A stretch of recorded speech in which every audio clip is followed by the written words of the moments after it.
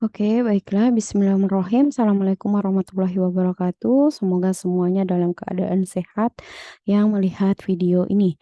Baik, perkenalkan dulu saya Diana Putri Renitasari. Saya dari Politeknik Kelautan dan Perikanan Bone, di mana saya mewakili kelompok tersebut ya atas nama Budiati, Muhammad Syahri, dan Yunarti untuk menyampaikan materi mengenai penerapan CPIB. Ini merupakan salah satu tugas yang diberikan dalam pelatihan TOT CPIB oleh BDA Sukamandi Kementerian Kelautan dan Perikanan.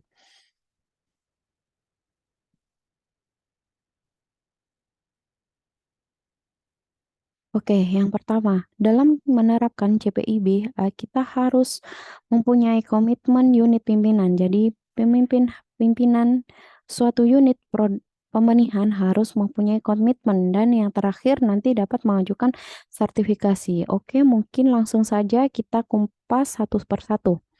Yang pertama adalah komitmen, di mana komitmen ini merupakan hal yang sangat penting untuk ditetapkan sebelum melangkah lebih jauh dalam rencana penerapan. Jadi kalau sudah berkomitmen unit pembenihannya untuk penerapan CPIB, maka ini akan sangat mudah dilaksanakan. Tetapi, sebaliknya apabila tidak ada komitmen, maka akan sulit dilaksanakan dan bahkan tidak akan mencapai sesuatu yang direncanakan oleh suatu unit pemenihan begitu. Jadi, pimpinan unit pemenihan harus memberikan bukti komitmennya, yaitu dengan cara ya, yang pertama mengomunikasikan pentingnya pemenuhan persyaratan pelanggan, yang kedua adalah menetapkan sasaran mutu, yang ketiga memastikan CPIB dijalankan secara konsisten, yang keempat melakukan tinjauan manajemen secara berkala, yang kelima memastikan ketersediaan sumber daya yang diperlukan, dan yang keenam adalah MPM, menunjuk manajer pengendali mutu ya.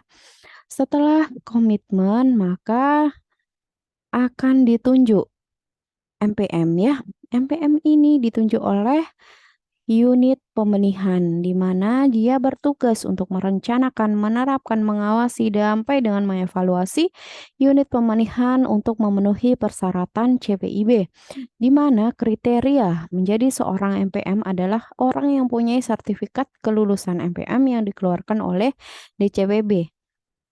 Selanjutnya, setelah berkomitmen, kemudian menunjuk MPM. Nah, di mana MPM ini mempunyai tanggung jawab dan wewenang. Yang pertama adalah ditunjuk ya. Setelah ditunjuk, dia mempunyai akses komunikasi langsung dengan pimpinan. Yang ketiga adalah melaporkan kepada pimpinan unit tentang penerapan ya. Yang keempat adalah memberikan pemahaman persyaratan CPI ke semua personil yang melaksanakan CPIB secara konsisten. Oke, selanjutnya setelah penunjukan maka akan dibentuk tim CPIB untuk diterapkannya CPIB, maka setiap tim harus mempunyai tugas atau harus membuat tugas, membuat sampai dengan membangun penerapan itu ya, mulai dari mendistribusikan, menyimpan, memusnahkan dokumen ya, sampai dengan merevisi nantinya dokumen yang beredar sehingga dokumennya akan bersifat terkini atau yang paling mutakhir yang dilakukan, yang diterapkan oleh unit pemilihan tersebut. Kemudian yang ketiga, yang keempat, mohon maaf, yang keempat adalah setelah dibentuk tim, maka dibentuk struktur organisasi. Di mana struktur organisasi ini supaya orang mempunyai wewenang dan tanggung jawab masing-masing agar lebih efektif ya, agar tidak tumpang tindih terhadap penugasan yang diberikan. Oke, perlu kita ketahui bahwa MPM tidak boleh merangkap menjadi manajer produksi karena di situ tugasnya sudah berbeda. Yang kelima adalah mempelajari. Jadi setelah dibentuk tim, maka harus belajar, harus mempelajari, memahami persyaratannya apa aja sih supaya berhasil menuju proses dokumentasi dan penerapan. Setelah belajar, maka akan melakukan pelatihan ya. Kenapa harus belajar? Karena nanti akan melatih si MPM ini.